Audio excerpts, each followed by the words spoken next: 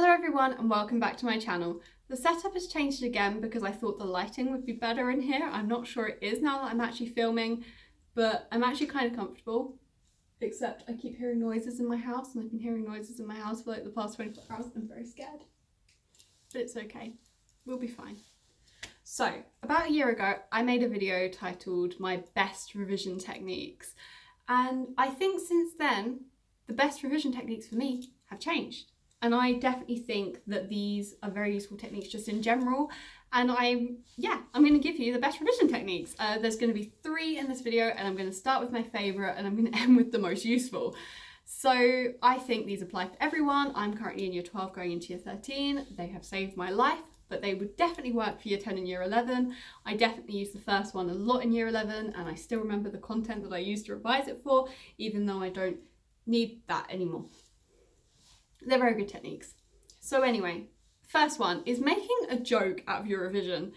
I know sometimes people struggle to revise or motivate to revise because you're just expecting it to be something boring, like copying from a textbook. And I will just say, reading and copying from a textbook is a bad way to revise. Like, objectively, it is a bad way to revise. It's passive revision because you're not really taking anything in. But this technique is an active way. So the way you can do this is through, I don't know, comics, making top trumps, making stupid drawings and putting them on your wall. Make it funny.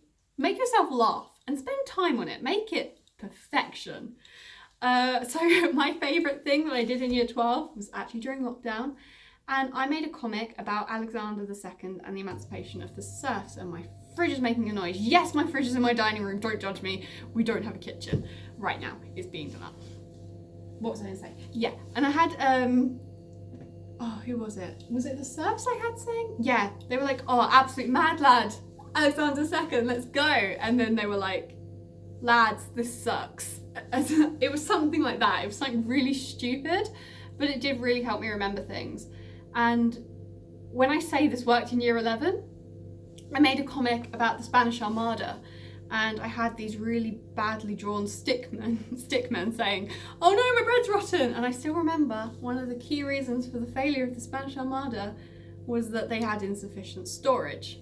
It's a great revision method. You can also, as I said, top trumps of sociology. I did Postman Pat to show Postman, who's a sociologist who talks about childhood. And I wrote on the back his stats and who he's strong against, who he's weak against. Like, his argument can easily be defeated by a march of progress view because he's a conflict view, but he is also strong amongst other conflict views. Like, I don't know. I don't even know how top trumps work, but it helped. Basically, make a joke out of your revision, make it fun. It works for science as well. I do essay subjects. So for example, again in year 11, to remember the different bonds, I had like, oh, they're holding hands.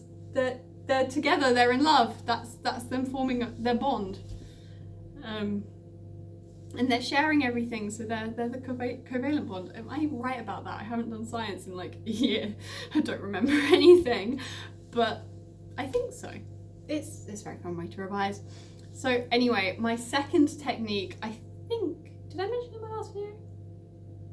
I don't know if I did. It's not necessarily a technique, it's more of like a way to structure a revision, but it's very good. I would say, again, maybe objectively, but then everyone revises differently, so I don't want to say that. No, it probably is still subjective. And this technique I nicked from Unjaded Jade. I think she nicked it off the internet, but like, I first heard about it through Unjaded Jade, so credit where credit's due.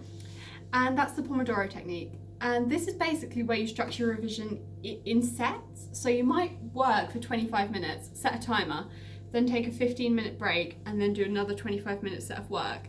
And this just keeps your brain fresh, prevents you from getting burnt out, and also makes you work a bit more effectively and efficiently because you know you're under a time limit.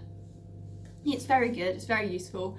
And my favourite thing to do with the Pomodoro technique is like I mentioned in my last video, and that is blurts. Blurts are basically where you will write the topic and you will just put everything you remember around it. And then what I like to do is I like to go through my notes and write in a different pen everything I forgot, and then do it a week later and see how that goes. So, no, I'm dying. Sort of like how Seneca do their, like you do it 1 day, you do it 3 days, you do it 10 days. Seneca's good. And it's just keep refreshing your memory like that. But try and structure it in a way where you are giving yourself breaks in between. because it's just really good. It keeps your brain fresh. You don't want to get too tired because then you're not doing anything, and then what is the point? Number 3, we have what I would actually say is objectively the best way to revise. And the reason I say that is because it has so many benefits all in one. And even though it's not necessarily fun. So the first revision was fun. This isn't fun. And this is doing practice revision questions. So, for example, if you're doing English, write a 25 marker or plan a 25 marker. This is A level, by the way. Or if you're doing GCSE science, do a chemistry paper 1 and then mark it and then see where you went wrong and then you can revise it. So that's the thing. It identifies where you're going wrong. It's application of knowledge. It's helping you memorize and understand the mark scheme. It's great. It's amazing. It is the best way to revise. Practice questions, oh my gosh, they're so good. They're so great. I love them. And what I don't love is that Michael Gove changed the spec. So now there's not enough practice questions. And I can't ask my teachers because of lockdown or stress. But yeah, find practice questions or make practice questions for yourself. They're the best way to revise. So if I've seemed a bit hyperactive in this video, it may or may not be because I chugged 3 iced coffees this morning.